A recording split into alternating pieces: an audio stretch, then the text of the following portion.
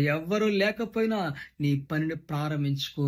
ఆ సమస్యను చూసి, ఆ ఇబ్బందిని చూసి, ఆ మనుషులను చూసి అక్కడి నుంచి నువ్వు తొలగిపోవాలని ప్రయత్నం చేయదు. అక్కడి నుంచి దూరముగా వెళ్ళిపోవాలని ప్రయత్నం చేయదు.